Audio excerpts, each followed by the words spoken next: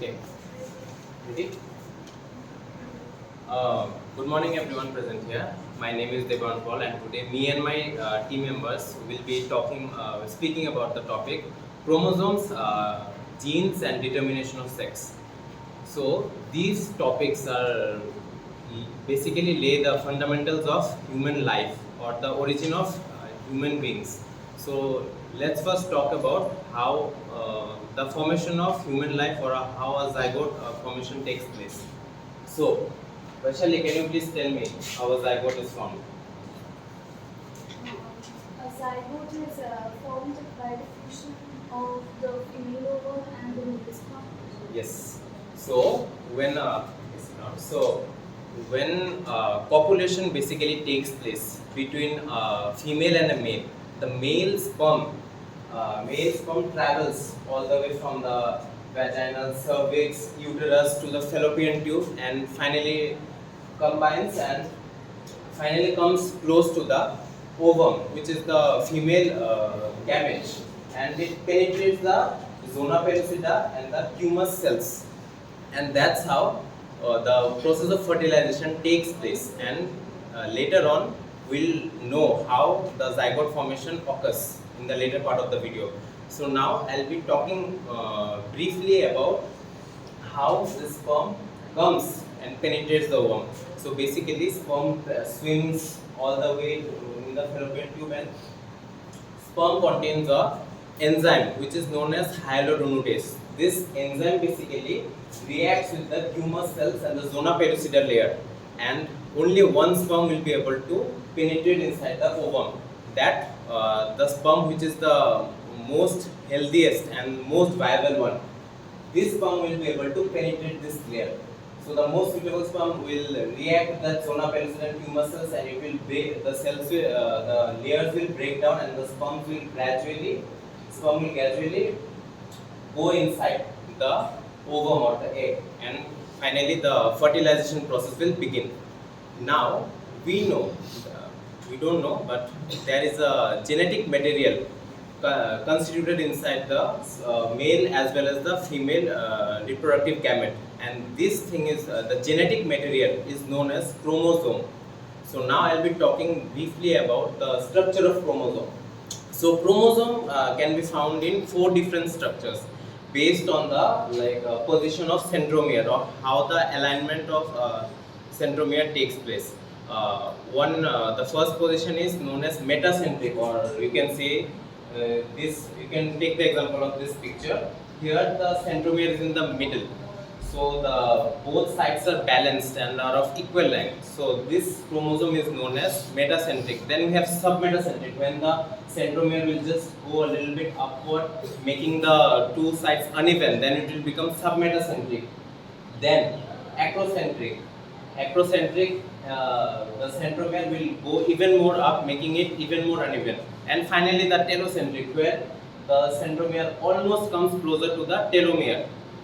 Okay, so chromosome basically comprises of 2 sister chromatids, a centromere, and the tip portion is known as the telomere. Thank you. So the later part will be completed by my colleague MP.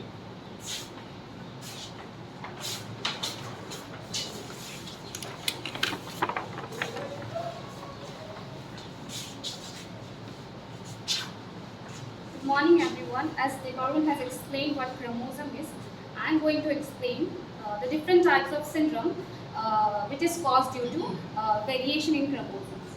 So the first syndrome is Down syndrome.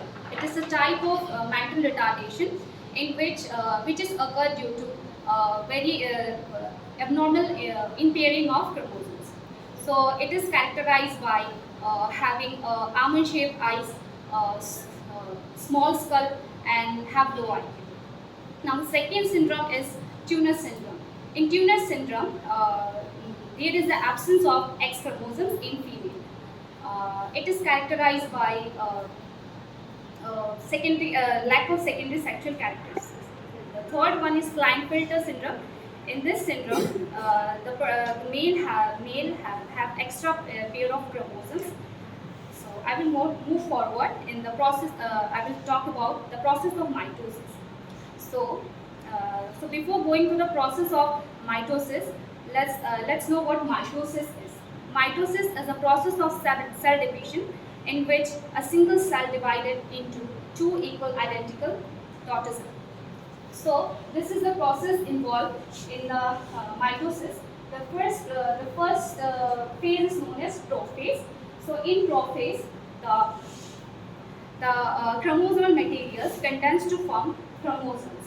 As Devarun has explained that what chromosome is, each chromosome consists of two sister chromatic and is attached by a centromere. Two centrosome is located on outside opposite of the pole of the cell, and from the center and from each centrosome microtubules arises, and from those microtubules spindle fibers came on. So now the second phase is metaphase. In metaphase, the spindle fibers are attached with each of the sister chromatic, and the third phase is known as anaphase. In anaphase, the spindle fibers, which are attached with the sister chromatids, pull apart from each other and pull out one chromatid to one pole and the other chromatid to other pole.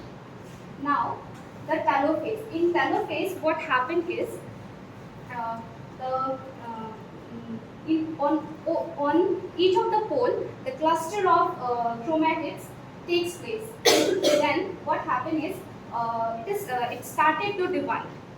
Then started to divide, and later on it divided into two daughter equal cells. So this process is known as cytokinesis. So I'm concluding my topic here. So later the topic will be discussed by Devarun and Kainu. Thank you. Good morning, everyone. As my friend has spoken about mitosis, I will be talking about genes. We know that every person in this world is very unique. We have different physical characteristics. So, but what biologically made us different from others is genes. So genes are a small segment of DNA, that make us different from others. It contains traits which have many different traits, characteristics. So genes are found in every cells which are present in our body. So genes are present in every cell which are present in our body.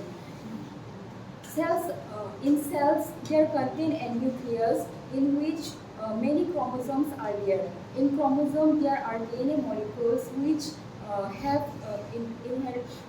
inherited that genetic information, which is called genes. So now the topic will be completed by Devarun.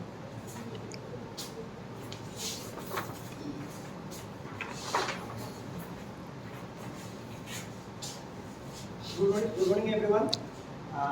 As discussed previous, now I am explaining about the chromosome, the sex determination of child. Okay, now we all know that in male we have two types of chromosome. One is XY and female has XX. Okay, now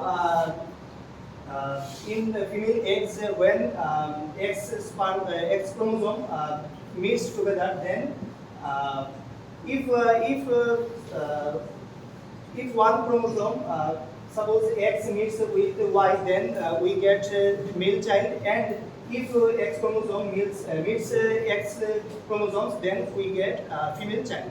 Okay, now in general cases, we all know that the third gender XXY called is meets together. Now the sex determination is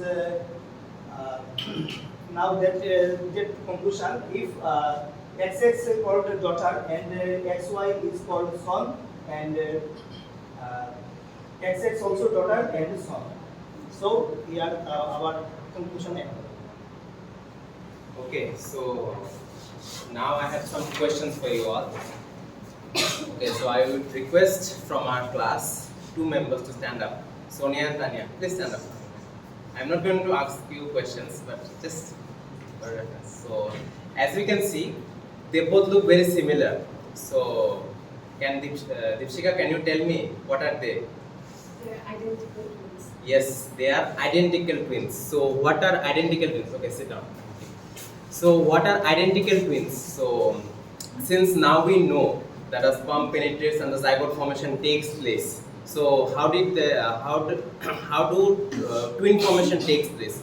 So, twin formation can take place in two ways. They can be either identical twins or fraternal twins. So, when a sperm penetrates the ovum and the zygote formation is about to take place, then that zygote, then that intermediate thing splits into two parts, and then the two individual cells divide and grow as new cells.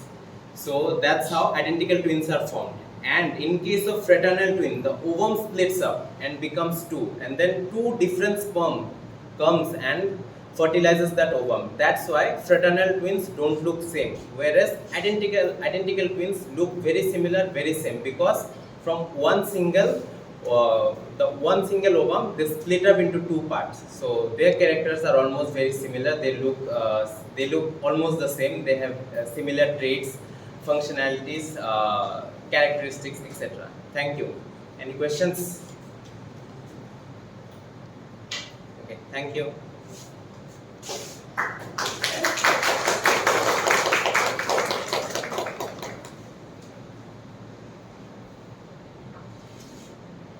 Audience, ask some questions.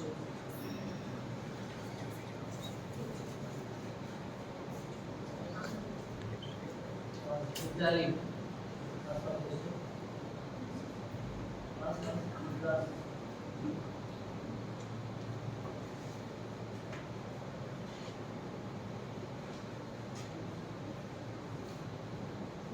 Demand.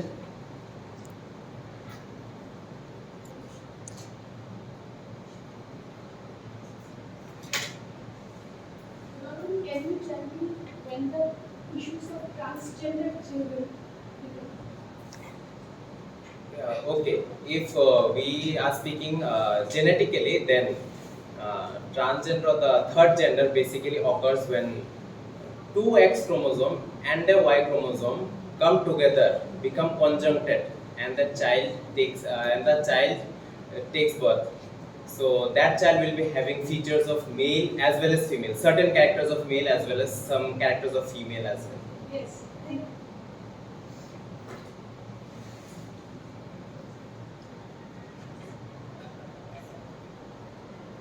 Okay, good question. Next.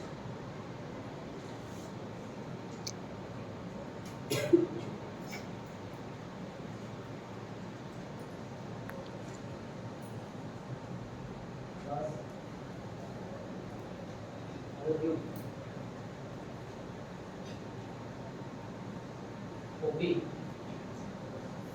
Ask the question.